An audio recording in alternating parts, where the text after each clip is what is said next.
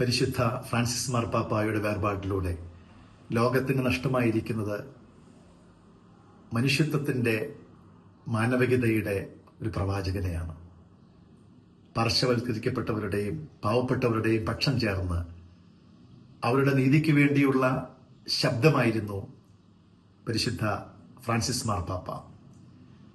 അദ്ദേഹത്തിന്റെ ശക്തവും വ്യക്തവുമായ നിലപാടുകൾ എപ്പോഴും മനുഷ്യത്വത്തിന്റെയും നീതിയുടെയും ശബ്ദമായിരുന്നതോടൊപ്പം തന്നെ സഭയെ, വിശ്വാസത്തെ സമൂഹമധ്യത്തിലേക്ക് എത്തിച്ച ഒരു വലിയ ആത്മീയ നേതാവായിരുന്നു ഫ്രാൻസിസ് മാർപ്പാപ്പ.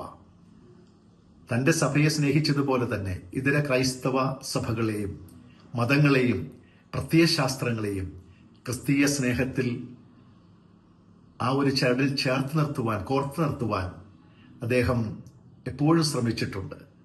അദ്ദേഹത്തിന്റെ ലാളിത്യവും അദ്ദേഹത്തിന്റെ ഹൃദയവിശാലതയും അദ്ദേഹത്തിന്റെ അന്ത്യനിമിഷം വരെയും സകലരെയും ഫ്രാൻസിസ് മാർപ്പാപ്പായയിലേക്ക് അടുപ്പിച്ച ഒരു കാര്യമായിരുന്നു.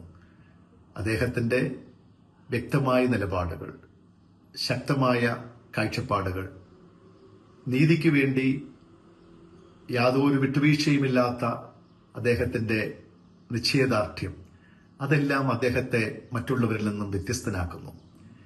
ഇതര ക്രൈസ്തവ സഭകളുമായിട്ട്, പ്രത്യേകിച്ച് ഓർത്തഡോക്സ് സഭകളുമായിട്ട് അദ്ദേഹത്തിന്റെ ഇക്യുമെനിക്കൽ ബന്ധത്തിന് അദ്ദേഹം കൊടുത്തിരുന്നതായ പ്രാധാന്യം വളരെ വലുതാണ്. പരിശുദ്ധ ഫ്രാൻസിസ് മാർപ്പാപ്പായുടെ വേർപാടിലൂടെ ലോകത്തിന് നഷ്ടമായിരിക്കുന്നത് അതുല്യനായ സ്നേഹത്തിന്റെ നിറകുടമായ മനുഷ്യത്വത്തിന്റെ മുഖമുദ്രയായ ഒരു ആത്മീയാചാര്യനെയാണ്. അദ്ദേഹത്തിന്റെ നഷ്ടം കത്തോലിക്ക സഭയുടെ മാത്രം ഒരു ദുഃഖമോ നഷ്ടമോ അല്ല, മറിച്ച് മാനവകുലത്തിന്റെ വലിയൊരു നഷ്ടമാണ്. ഈ വേർപാടിൽ ദുഃഖിക്കുന്ന പ്രത്യേകിച്ച് കത്തോലിക്ക സഭയിലെ എല്ലാ മക്കളെയും ദൈവസന്നിധിയിൽ സമർപ്പിച്ച് പരിശുദ്ധ യാക്കോബായ സുറിയാനി സഭയുടെ ശ്രേഷ്ഠ കാത്തോലിക്ക ബാവായ്ക്ക് വേണ്ടിയും എല്ലാ സഭാമക്കൾക്ക് വേണ്ടിയുമുള്ള അനുശോചനവും കൂടെ അറിയിക്കുകയാണ്. അദ്ദേഹത്തിന്റെ ആത്മാവിന് നിത്യശാന്തി നേരുകയും ചെയ്യുന്നു.